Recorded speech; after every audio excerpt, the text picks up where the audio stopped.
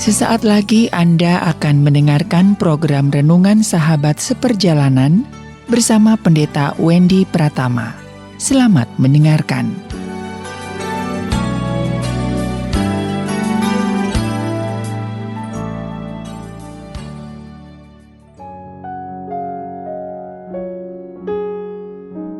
Selamat berjumpa kembali dalam layanan audio Sahabat Seperjalanan. Hari ini adalah hari Jumat 15 Oktober 2021.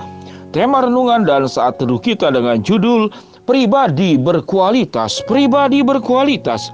Firman Tuhan terambil dalam Roma 12 ayat yang kedua. Demikian bunyi firman Allah.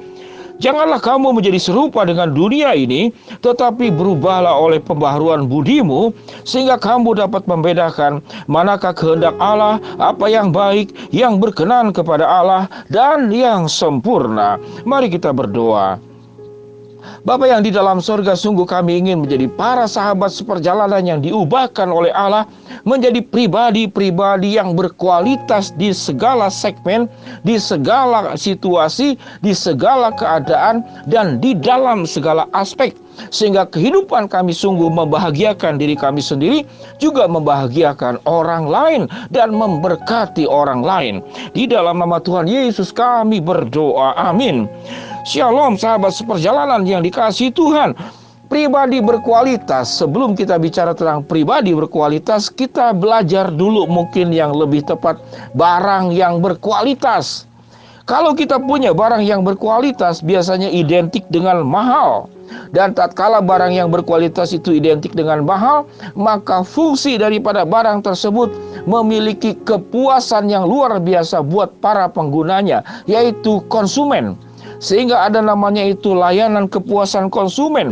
Itu dalam rangka para pengusaha dan orang-orang yang bergerak di dalam bisnis, baik bisnis rumahan, baik bisnis besar, baik bisnis nasional maupun internasional, untuk terus mengupgrade kualitas yang semakin baik dan semakin baik lagi.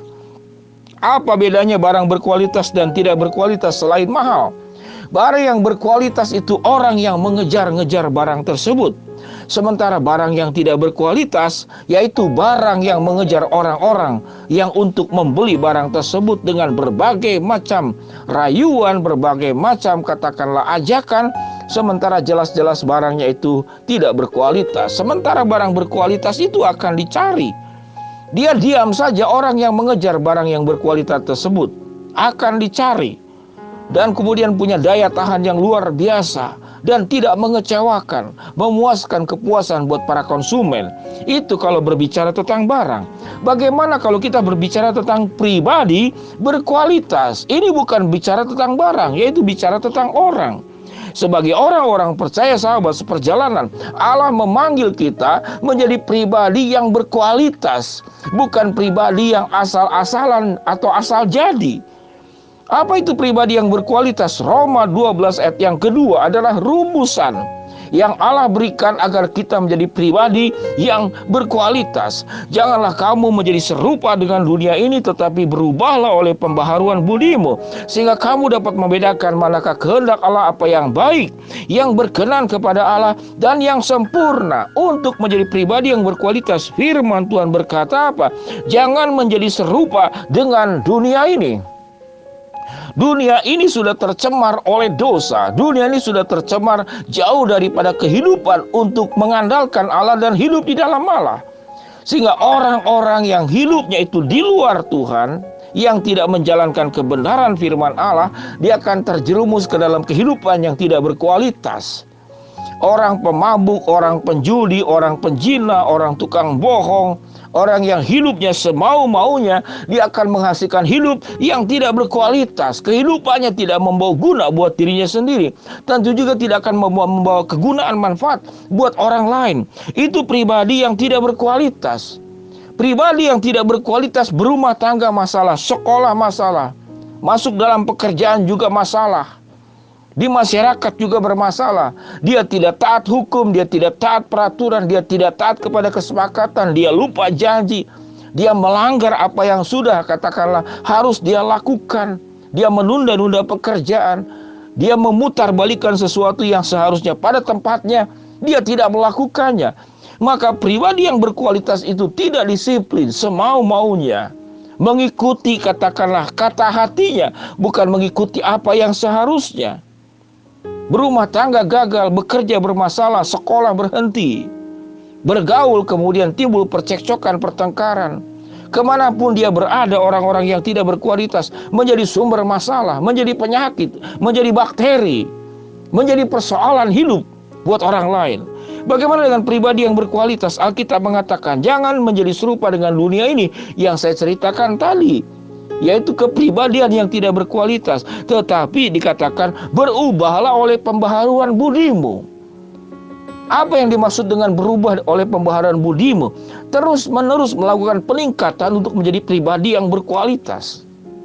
Orang yang pribadi yang berkualitas itu sangat senang dengan masukan, sangat senang kalau orang itu melakukan kritik kepada dirinya, bahkan berterima kasih untuk orang yang melakukan kritik, melakukan evaluasi, melakukan katakanlah koreksi untuk dirinya.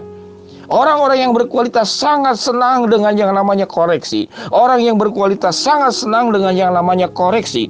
Orang tidak berkualitas, dia tidak suka dikoreksi, dia suka mengoreksi. Orang yang tidak berkualitas, dia tidak suka disalahkan, dia sukanya menyalahkan. Orang yang tidak berkualitas, hidupnya hanya untuk diri sendiri dan merasa benar.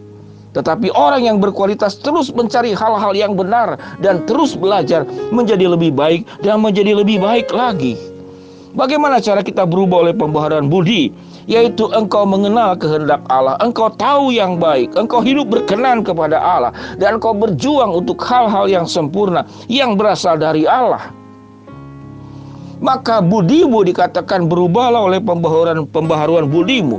Karakter kita diubahkan dari malas menjadi rajin, dari tidak bisa dipercaya menjadi bisa dipercaya, dari orang yang lambat menjadi cepat mengerjakan segala sesuatu, yang tadinya tidak terkontrol emosinya, pikirannya sekarang pandai mengendalikan diri, yang tadinya menimbulkan luka-luka kehidupan buat orang lain, namun sekarang hidupmu tatkala sudah diubahkan menjadi pribadi berkualitas, engkau menjadi obat buat orang-orang yang sedang tersakiti.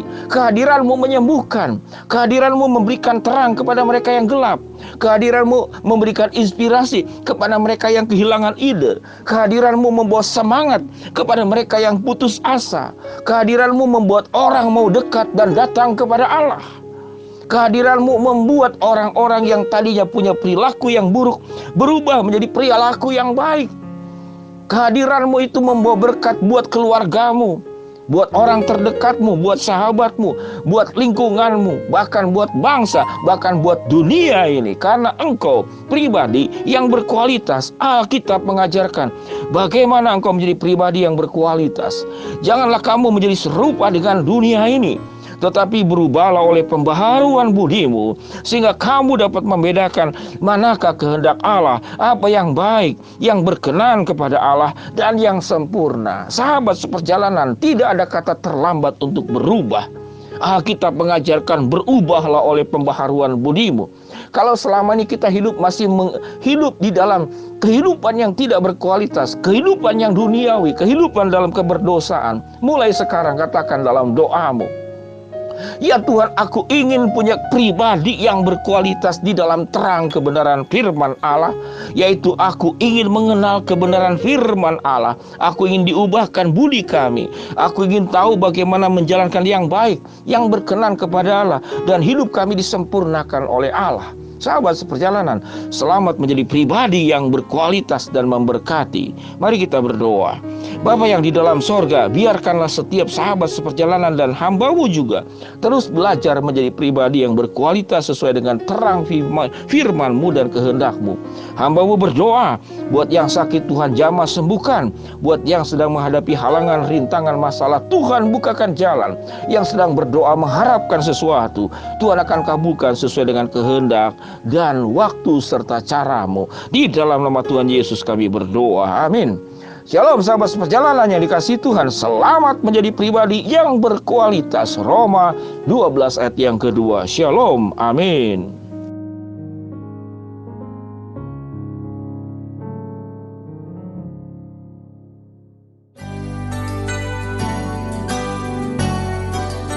Anda baru saja mendengarkan program Renungan Sahabat Seperjalanan bersama Pendeta Wendy Pratama. Terima kasih atas perhatian Anda.